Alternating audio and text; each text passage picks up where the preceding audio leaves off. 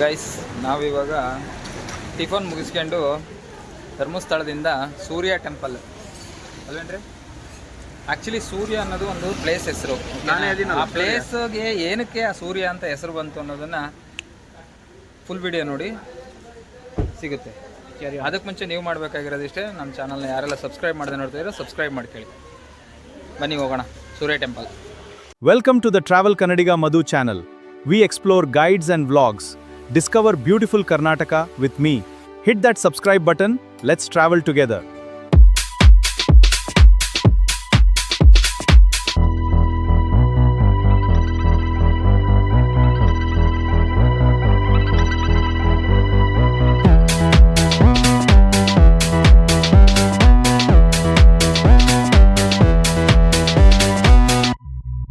ನಾವು ಸೂರ್ಯ ಟೆಂಪಲ್ಗೆ ಹೋಗೋಣ ಅಂತ ಹೊರಟ್ರೆ ಇಲ್ಲಿ ನೋಡ್ರಿ ಹೆಂಗಿದೆ ಮಳೆ. ಯಪ್ಪ ಅಯ್ಯೋ ದೇವ್ರೇ. ರೂಟ್ ಮ್ಯಾಪ್ ಹಾಕೊಂಡಿದ್ದೀರ ತಾನೇ? ಹಾಕೊಂಡಿದ್ದೀನಿ, ಅದ್ರಲ್ಲಿ ನೋಡ್ತಾನೆ ಇಲ್ಲ. ಈಗ ನೋಡ್ತಾ ಇಲ್ಲ, ನಾವು ಆಲ್ಮೋಸ್ಟ್ ಬಂದ್ವಿ ಹತ್ರ. ಉಜಿರೆ ಎಂಟ್ರಿ ಆಗಿದ್ದೀವಿ. ಇಲ್ಲಿಂದ ಜಸ್ಟ್ ಒಂದು 3 ಕಿಲೋಮೀಟರ್ಸ್ ಅಷ್ಟೇ. ನೋಡೋಣ ಆ ಪ್ಲೇಸಿಗೆ ಹೋಗ್ಬಿಟ್ಟು ಪ್ಲೇಸ್ ಬಗ್ಗೆ ಏನಿದೆ ಹಿಸ್ಟ್ರಿ, ನಾನು ತಿಳಿದಿರೋ ಹಿಸ್ಟ್ರಿನ ನಿಮಗೆಲ್ಲ ತಿಳಿಸ್ತೀನಿ ಬನ್ನಿ ಗೈಸ್. ಇವಾಗ ಉಜಿರೆಯಿಂದ ಲೆಫ್ಟ್ ಟರ್ನ್ ತೊಗೊಂಡ್ರೆ ಟುವರ್ಡ್ಸ್ ಮೂಡಿಗೆರೆ ರೋಡಲ್ಲಿ ಲೆಫ್ಟ್ ತೊಗೊಂಡ್ರೆ ಅಲ್ಲಿಂದ ಒಂದು 2 ಕಿಲೋಮೀಟರ್ಸ್, ಜಸ್ಟ್ 2 ಕಿಲೋಮೀಟರ್ಸ್ ಆಗುತ್ತೆ. ಮತ್ತೆ ಧರ್ಮಸ್ಥಳದಿಂದ 9 ಕಿಲೋಮೀಟರ್ಸ್ ಆಗುತ್ತೆ ಈ ಸ್ಥಳ. ಧರ್ಮಸ್ಥಳಕ್ಕೆ ಯಾರೆಲ್ಲ ಬರ್ತೀರೋ ಅವರು ಒಂದು ವಿಸಿಟ್ ಹಾಕ್ಬೋದು. ತುಂಬ ಪ್ರಸಿದ್ಧವಾದ ಸ್ಥಳ. ಮತ್ತು ಅಲ್ಲಿ ವಿಶೇಷ ಅನ್ನೋದೇನಪ್ಪ ಅಂದರೆ ಮುಂದಿನ ವಿಡಿಯೋದಲ್ಲಿ ಹೇಳ್ತೀನಿ. ಮುಂದಿನ ವಿಡಿಯೋ ಅಲ್ಲ, ಇದೇ ವಿಡಿಯೋನ ಮುಂದಿನ ಭಾಗ ಕೊನೆವರೆಗೂ ನೋಡಿ. ಅದರಲ್ಲಿ ಇಲ್ಲಿನ ವಿಶೇಷತೆ ಏನು ಅಂತ ಫುಲ್ ಡೀಟೇಲಾಗಿ ಹೇಳಿರ್ತೀನಿ ಗೈಸ್. ನೋಡಿ ಸೂರ್ಯ ಟೆಂಪಲ್ ಅಲ್ಲಿ ಗಾಡಿ ಪಾರ್ಕ್ ಮಾಡಿಬಿಟ್ಟು ನಮ್ಮ ಹುಡುಗರು ನಾವು ಹೋಗ್ತಾ ಇದ್ದೀವಿ ನಡ್ಕೊಂಡು. ಇಲ್ಲಿ ಮುಂದೆನೇ ಇರೋದದು. ನೋಡೋಣ ಬನ್ನಿ ದೇವಸ್ಥಾನ ಹೆಂಗಿದೆ ಅಂತ ಫಸ್ಟ್ ತೋರಿಸ್ತೀನಿ. ಅದಾದಮೇಲೆ ಈ ಸ್ಥಳದ ಬಗ್ಗೆ ಎಕ್ಸ್ಪ್ಲನೇಷನ್ ಮಾಡ್ತೀನಿ. ಯಾರೆಲ್ಲ ಸಬ್ಸ್ಕ್ರೈಬ್ ಮಾಡ್ಕೊಂಡಿಲ್ಲ ಅವರೆಲ್ಲ ಸಬ್ಸ್ಕ್ರೈಬ್ ಮಾಡ್ಕೊಳ್ಳಿ. ಹಾಗೆ ಇದೇ ಥರ ತುಂಬ ಇಂಟ್ರೆಸ್ಟಿಂಗ್ ಆಗಿರೋ ಪ್ಲೇಸ್ ಬಗ್ಗೆ ಎಕ್ಸ್ಪ್ಲನೇಷನ್ ಕೊಡ್ತಾ ಹೋಗ್ತೀನಿ. ನೋಡಿ ಇವರು ನಮ್ಮ ಟ್ರಾವೆಲ್ ಜಂಗಮ. ಹಾಂ, ವಿಕಾಸ್ ಅಂತ. ಸರ್ ಹೇಳಿ ಸರ್, ನೀವ್ಯಾವ್ಯಾವ ಪ್ಲೇಸ್ನ ಎಕ್ಸ್ಪ್ಲೋರ್ ಮಾಡ್ತೀರಾ ಅಂತ ಸ್ವಲ್ಪ. ಈಗ ಧರ್ಮಸ್ಥಳ ಹೆಂಗು ನೋಡ್ಕೊಂಡ್ ಬಂದಿವಿ. ಓಕೆ, ಅದು ಈಗ ಆಗ್ತೀವಿ ನೋಡಿ. ಈಗ ಉಜಿರೆ ಬಂದಿದ್ದೀವಿ. Okay, next Shishileshwara, Shishila. Okay, ಆಮೇಲೆ ಕುಕ್ಕೆ. ಇಷ್ಟ ಎಕ್ಸ್ಪ್ಲೋರ್ ಮಾಡೋಣ ಈ ಸಾಕಿ ಟ್ರಿಪ್ ಅಲ್ಲಿ. ಈ 4 ಪ್ಲೇಸ್ ನೋಡೋಣ. ಓಕೆ ನೋಡಿ ಗೈಸ್, ಇಲ್ಲಿ ಬಂದ್ರೆ ಇಲ್ಲೇ ಸ್ಲಿಪ್ಪರ್ ಬಿಡ್ಬೇಕು. ಈ ಹುಡುಗ ಗೊತ್ತಿಲ್ದೇನೆ ಹಾಕೊಂಡ್ ಬರ್ತಾ ಇದ್ದ. ಸೊ ಹೇಳ್ಬಿಟ್ಟು ಸಜೆಷನ್ ಕೊಟ್ಟು ಅಲ್ಲೇ ಚಪ್ಪಲ್ ಬಿಡಿಸಿದೀವಿ. ನೋಡೋಣ ಮುಂದೆ. ಇಲ್ಲಿ ನಾವಿಲ್ಲಿ 2 ಬನಗಳನ್ನು ನೋಡ್ಬೋದು. ಅದರಲ್ಲಿ ಒಂದು ಬಂದು ನಾಗಬನ. ನಾವಿಲ್ಲಿ ಬಂದಿದ್ದೀವಲ್ಲ, ಇದು ನಾಗಬನ. ಇಲ್ಲಿ ಏನಪ್ಪಾ ಅಂದ್ರೆ ಹೆಣ್ಮಕ್ಳಿಗೆ ಇಲ್ಲಿ ಪ್ರವೇಶ ಇಲ್ಲ. ಯಾಕಂದ್ರೆ ಇಲ್ಲಿ ನೀವು ದಕ್ಷಿಣ ಕನ್ನಡದ ಡಿಸ್ಟಿಕಲ್ಲಿ ಬಂದ್ರೆ ಅದು ನಾಗಬನ ಅಂತ ಮಾಡಿರ್ತಾರೆ. ಅದ್ರೊಳಗಡೆ ಯಾರು ಹೆಣ್ಮಕ್ಳು ಹೋಗೋದಿಲ್ಲ. ಇದು ಈ ಬನದ ವಿಶೇಷ. ಗೈಸ್ ಇಲ್ಲೇನು ನೋಡ್ತಾ ಇದ್ದೀರಲ್ಲ, ಇದೇ ಸೂರ್ಯ ಟೆಂಪಲ್. ಓಕೆ, ಈ ಸೂರ್ಯ ಟೆಂಪಲಿನ ವಿಶೇಷ ಏನಪ್ಪ ಅಂತಂದರೆ ಇಷ್ಟೊಂದು ಪ್ರಕೃತಿ ಸೌಂದರ್ಯದ ಮಧ್ಯೆ ಇರೋದೇ ಇದನ್ನ ವಿಶೇಷ. ಇದ್ರದ್ದು ನೀವು ವಿಡಿಯೋ ಹಾಕ್ತೀನಿ ನಾನು, ಇಲ್ಲಿಗೆ ಬರೋದಕ್ಕಿರೋ ದಾರಿದು. ಅದನ್ನ ನೋಡ್ರಿ ಇನ್ನೂ ನಿಮಗೆ ತುಂಬ ಚೆನ್ನಾಗಿ ಗೊತ್ತಾಗುತ್ತೆ ಎಷ್ಟು ತಿಕ್ಕು ಫಾರೆಸ್ಟ್ ಒಳಗಡೆ ಇದೆ ಇದು ಅಂತ. ಇದು ಇದ್ರ ವಿಶೇಷ. ಇನ್ನು ಎರಡನೇದಾಗಿ ಏನಕ್ಕಪ್ಪ ಇದಕ್ಕೆ ಸೂರ್ಯ ಸ್ಥಳ ಹೆಸರು ಬಂತು ಅಂತಂದರೆ, ತುಂಬ ಪ್ರಾಚೀನ ಕಾಲದಲ್ಲಿ ಒಬ್ಬ ತಾಯಿ ತನ್ನ ಮಗನ ಜೊತೆ ಕಾಡಿಗೆ ಬಂದಂಥ ಸಮಯದಲ್ಲಿ ಅವಳ ಕುಡುಗೋಲಿನ ಒಂದು ಹುಲ್ಲನ್ನು ಕತ್ತರಿಸೋ ಸಮಯದಲ್ಲಿ ಮಿಸ್ಸಾಗಿ ಒಂದು ಕಲ್ಲಿಗೆ ಅವಳ ಕುಡುಗೋಲು ತಗುಲಿದಾಗ ಆ ಕಲ್ಲಿನಿಂದ ರಕ್ತ ಬರೋಕ್ಕೆ ಸ್ಟಾರ್ಟ್ ಆಗುತ್ತಂತೆ. ಸೊ ಅವಾಗ ಆ ಮಹಿಳೆ ಅವರ ಮಗನ ಹೆಸರಾದ ಸೂರ್ಯ ಅಂತ ಕೂಗ್ತಾಳೆ. ಸೊ ಅದರಿಂದ ಅದೇ ಹೆಸರು ನಂತರದಲ್ಲಿ ಈ ಸ್ಥಳಕ್ಕೆ ಸೂರ್ಯ ಅನ್ನೋದು ಬಂದಿದೆ ಅನ್ನೋದು ಇಲ್ಲಿನ ಪ್ರತೀತಿ. ಮತ್ತು ಅಲ್ಲಿ ಏನು ಆ ಕಲ್ಲಿಂದ ರಕ್ತ ಬಂತಲ್ಲ, ಆ ಒಂದು ಕಲ್ಲನ್ನೇ ಶಿವನ ಒಂದು ಸ್ಟ್ಯಾಚ್ಯೂ ಆಗಿ ಶಿವರುದ್ರ ದೇವಾಲಯ ಅಂತ ಕರೆಯಲಾಗುತ್ತೆ. ಇದು ಈ ಸ್ಥಳದ ಸೂರ್ಯ ಅನ್ನೋ ಹೆಸರು ಬರಲಿಕ್ಕೆ ಕಾರಣ. ಮತ್ತು ಈ ದೇವಾಲಯ ಬಂದು 13ನೇ ಶತಮಾನದಿಂದ ಇದೆ ಅನ್ನೋದು ಇಲ್ಲಿನ ಶಾಸನಗಳಲ್ಲಿ ದೊರೆತಿರೋಂಥ ಇತಿಹಾಸ. ನೋಡಿ, ನಾವು ಬಂದಿರೋ ಟೈಮಲ್ಲಿ ತುಂಬ ಮಳೆ ಬರ್ತಾ ಇರೋದ್ರಿಂದ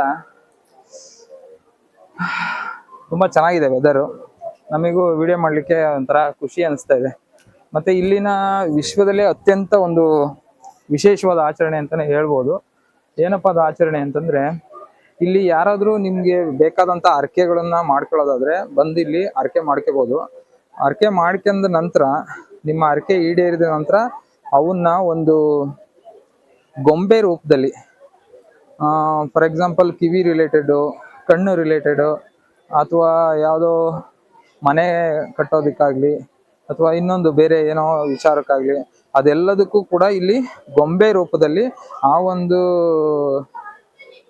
ಇದನ್ನ ಹರಕೆನ ತೀರ್ಸೋ ಅಂತ ಒಂದು ಪ್ರತೀತಿ ಇಲ್ಲಿ ಇದೆ. ನೋಡ್ಬೋದು ಇಲ್ಲಿ ಎಷ್ಟು ಪ್ರಶಾಂತವಾದ ಇದು. ಈ ತರ ಒಂದು ಆಚರಣೆ ಬೇರೆ ಯಾವ ದೇವಸ್ಥಾನದಲ್ಲೂ ಇಲ್ಲ, ಇಡೀ ವಿಶ್ವದಲ್ಲೇ ಬೇರೆ ಯಾವ ದೇವಸ್ಥಾನದಲ್ಲೂ ಇಲ್ಲ. ಓಕೆ, ಬನ್ನಿ ನೆಕ್ಸ್ಟ್ ನಾವು ಆ ಮಣ್ಣಿನ ಹರಕೆ ತೀರ್ಸಿದ ಒಂದು ಸ್ಥಳನ ತೋರಿಸ್ತೀನಿ ನಿಮಗೆ. ಅದು ತುಂಬಾ ವಿಶೇಷವಾಗಿದೆ. ಇಲ್ಲಿ ನೋಡ್ಬೋದು, ನೋಡಿ ಎಷ್ಟು ಚೆನ್ನಾಗಿ, ಎಂತ ಪ್ರಕೃತಿ ಸೌಂದರ್ಯದ ಮಧ್ಯದಲ್ಲಿದೆ. ಮಳೆ ಬೇರೆ ಬರ್ತಾ ಇದೆ, ವೆದರು ತುಂಬಾ ಚಿಲ್ಡ್ ಆಗಿದೆ. ನಿಮಗೆ ಏನ್ ಅನ್ನಿಸ್ತು ಈ ಸ್ಥಳದ ಬಗ್ಗೆ? ನೀವು ಯಾರಾದ್ರೂ ಈ ಸ್ಥಳಕ್ಕೆ ವಿಸಿಟ್ ಮಾಡಿದ್ರೆ ಕಾಮೆಂಟ್ ಮೂಲಕ ತಿಳಿಸಿ ಹೆಂಗಿತ್ತು ನಿಮ್ಮ ಎಕ್ಸ್ಪೀರಿಯನ್ಸ್ ಅಂತ. ನೀವು ಕೂಡ ಹರಕೆ ಮಾಡ್ಕೊಂಡಿದ್ರೆ ನಿಮ್ಮ ಹರಕೆ ಈಡೇರಿದೆಯಾ ಏನು ಅನ್ನೋದನ್ನ ಕಾಮೆಂಟ್ ಮೂಲಕ ತಿಳಿಸಿ. ಗೈಸ್, ಇಲ್ಲಿಗೆ ಯಾರೆಲ್ಲ ಬರಬೇಕು ಅಂತಿದ್ದೀರಾ ಅವ್ರಿಗೆ ಇಲ್ಲಿನ ಟೈಮಿಂಗ್ಸ್ ಬಗ್ಗೆ ಹೇಳಬೇಕು ಅಂದರೆ, ಬೆಳಿಗ್ಗೆ 7:30 12 ಗಂಟೆವರೆಗೂ ಇರುತ್ತೆ. ಓಕೆನಾ? ಮತ್ತೆ ನಂತರ ನಿಮಗೆ 4 ಗಂಟೆಯಿಂದ 6:30 ಲಾಸ್ಟ್. 6:30 ಮೇಲೆ ಇಲ್ಲಿ ಓಪನ್ ಇರಲ್ಲ. ಮತ್ತೆ ಮಧ್ಯಾಹ್ನ ಸಮಯದಲ್ಲಿ ಯಾರೆಲ್ಲ ಬರ್ತೀರೋ ಅವ್ರಿಗೆಲ್ಲ ಇಲ್ಲಿ ಊಟದ ವ್ಯವಸ್ಥೆ ಕೂಡ ಇದೆ. ನೋಡಿ, ನಾನು ಹಿಂದೆ ಕಾಣ್ತಾ ಇದೆಯಲ್ಲ ಅನ್ನದಾಸೋಹ ಭವನ. ಸೊ ಮಧ್ಯಾಹ್ನ ಯಾರೆಲ್ಲ ಬರ್ತೀರೋ ಅವ್ರಿಗೆಲ್ಲ ಊಟದ ವ್ಯವಸ್ಥೆ ಇರುತ್ತೆ. ನಾನು ಅವಾಗ್ಲೇ ಹೇಳಿದ್ನಲ್ಲ, ಮಣ್ಣಿನ ಹರಕೆಯನ್ನ ತೀರ್ಸೋ ಒಂದು ಸ್ಥಳ ಅಂತ. ಅದು ಬನ್ನಿ, ಹಿಂಗ್ ಹೋಗ್ಬೇಕು. ನೋಡಿ, ಈ ದೇವಸ್ಥಾನದಿಂದ ಬಲಭಾಗಕ್ಕಿದೆ. ಇಲ್ಲಿ ನೋಡ್ಬೋದು, ಇಲ್ಲಿಗೆ ವೆಹಿಕಲ್ಸ್ ದೇವಸ್ಥಾನದ ಹತ್ರಕ್ಕೂ ಕೂಡ ಬರುತ್ತೆ. 2 ವೀಲರ್ ಪಾರ್ಕಿಂಗ್ ಇಲ್ಲಿ ನೋಡ್ಬೋದು. ಹಾಗೆ 4 ವೀಲರ್ ಇಲ್ಲಿವರೆಗೂ ಬರುತ್ತೆ. ಇಲ್ಲೇನ್ ನೋಡ್ತಾ ಇದೀರಲ್ಲ, ಇಲ್ಲಿ 4 ವೀಲರ್ ಕೂಡ ಇದೆ. 4 ವೀಲರ್ ಇರೋರು 4 ವೀಲರ್ ತಗೊಂಡು ಬರ್ಬೋದು. ಇದ್ರೊಳಗಡೆ ಫೋಟೋಗ್ರಫಿ ಅಲೋ ಇದೆ ಇಲ್ಲೋ ಗೊತ್ತಿಲ್ಲ, ನೋಡೋಣ. ಎಷ್ಟಾಗುತ್ತೋ ಅಷ್ಟು ತೋರಿಸ್ತೀನಿ. ಇದು ನಾನು 2ನೇ ಬಾರಿ ಬರ್ತಾ ಇರೋದು ಈ ಸ್ಥಳಕ್ಕೆ. ತುಂಬಾ ಚೆನ್ನಾಗಿದೆ, ಪವರ್ಫುಲ್ ಪ್ಲೇಸ್. ಬಟ್ ನಾನು ಯಾವುದೇ ರೀತಿ ಹರಕೆ ಮಾಡ್ಕೊಂಡಿಲ್ಲ.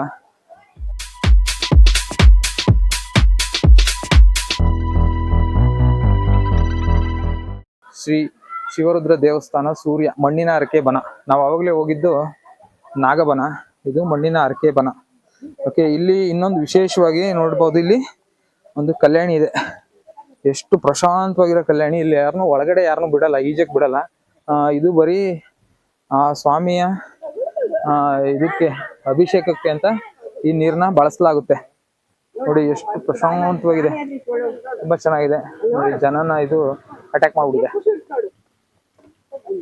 ಓಕೆ, ಹಾಗೆ ಮುಂದೆ ಬಂದ್ರೆ ಇಲ್ಲೇನ್ ನೋಡ್ತಾ ಇದ್ರಲ್ಲ, ಇದೆ ಮಣ್ಣಿನ ಹರಕೆ ಬನ. ಬನ್ನಿ ಹೋಗೋಣ, ಯಾವ ತರ ಇದೆ ಅನ್ನೋದನ್ನ ತೋರಿಸ್ತೀನಿ. ಯಾರೆಲ್ಲ ಅಡಿಕೆ ಮಾಡ್ಕೊಂಡಿರ್ತಾರಲ್ಲ, ಆ ಅಡಿಕೆ ತೀರಿದ ನಂತರ, ಅಂದ್ರೆ ಅದು ಹರಕೆ ಈಡೇರಿದ ನಂತರ ಅವರು ಇಲ್ಲಿ ಬಂದು ಅವರ ಹರಕೆನ ಒಂದು ಏನ್ ಹೇಳ್ತಾರೆ, ಆಟಿಕೆ ರೂಪದಲ್ಲಿ, ಅಂದ್ರೆ